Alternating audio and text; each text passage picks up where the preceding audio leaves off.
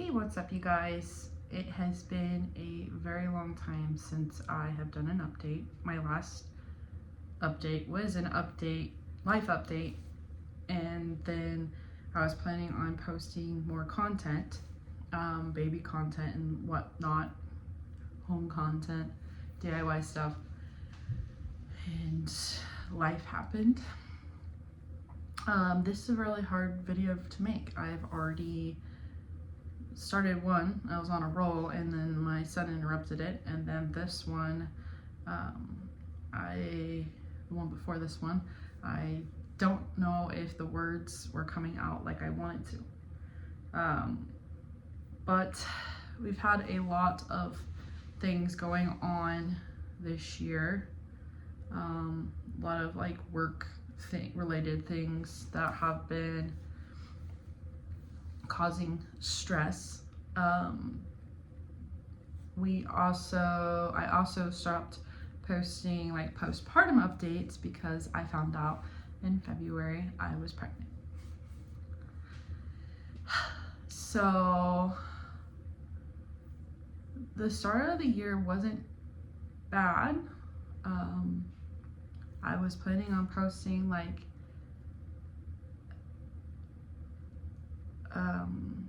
updates for the pregnancy. It was going really well, and got through the first trimester, got finally able to let my guard down. And if you don't know, I had a 13-week miscarriage. I gave birth to my first son.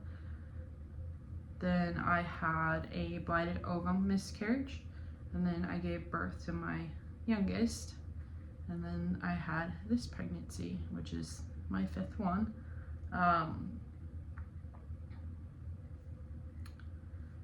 Usually you feel you can finally like take a breath at the first trimester, and I was able to take a breath for pregnancy at that point. I still had emotions going on for other things, but I was trucking through, and I was like, we're just having one of those years. Everybody has one of those years every now and then that's just not the best of years. And I figured, because my last really rough year was 2014. Maybe I got like a little bit of breather last year at the 10-year mark, and it just got moved to this year. And I am assuming that's probably what's going on, because you can't always have it easy. You can't learn from always going on the easiest road. So I've been trucking through. Not saying every day has been a bad day. There's been some good things and whatnot that have happened, like normal everyday growth milestones and things like that.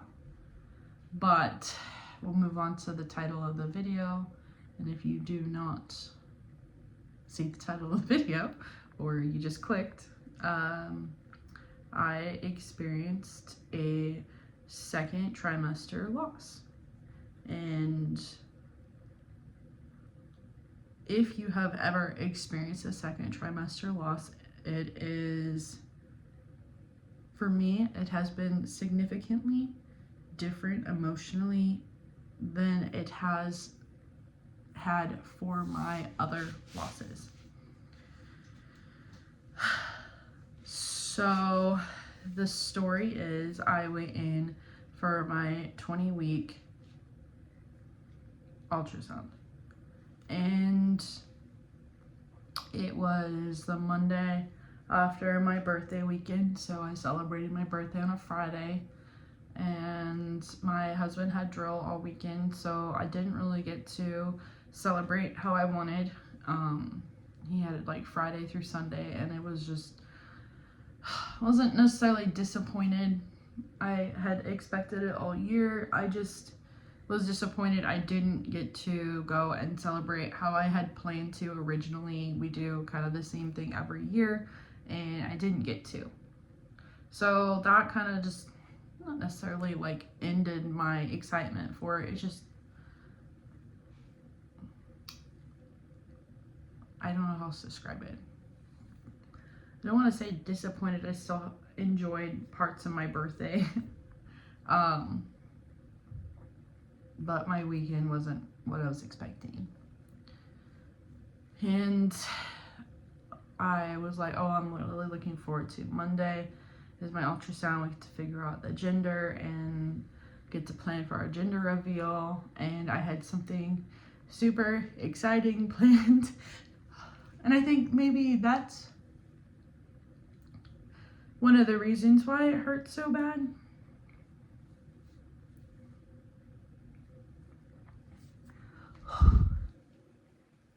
I thought I'd be able to control this a little bit better, but I realized I have not spoken this out loud really to anybody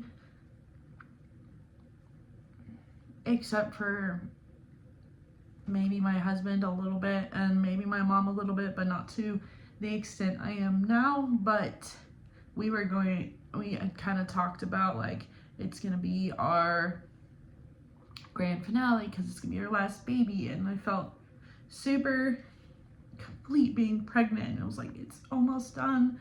Don't ever have to do this ever again.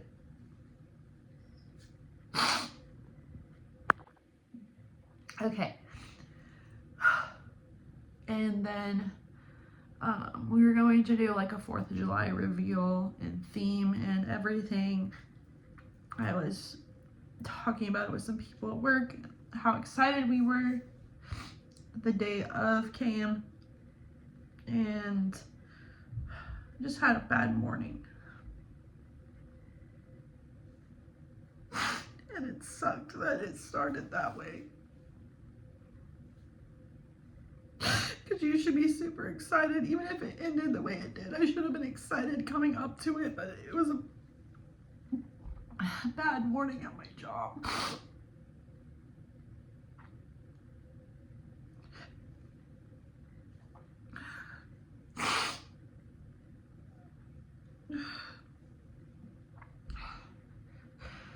And I left, and I had the rest of the day off. And I met my husband at my mom's house and picked him up. And I had canceled my regular 20-week appointment with my OB because I felt like it was going to run over into the ultrasound appointment because I had to go to the hospital because I'm old. And I have to go to the hospital to get an ultrasound with maternal fetal management or whatever it's labeled as. I feel like I should have just kept it, but at this point, but I didn't. And I moved it to a different day in the weekend. We had it over to the appointment, and like the whole time I just did not feel right. And got checked in at the hospital, and I remember it so clearly, and I probably would, but not to this extent, because we were sitting in like the labor and delivery waiting room, and like all these people were sitting in there excited because babies were getting delivered and whatnot. And we finally got called, and I remember there was another couple there, and they got brought back a little bit after us. I got my paperwork, and they took my blood pressure, and I told the nurse that I hate ultrasounds because they never end right for me. They do, but I've been terrified ever since the blighted ovum one because there was nothing on the screen for that one.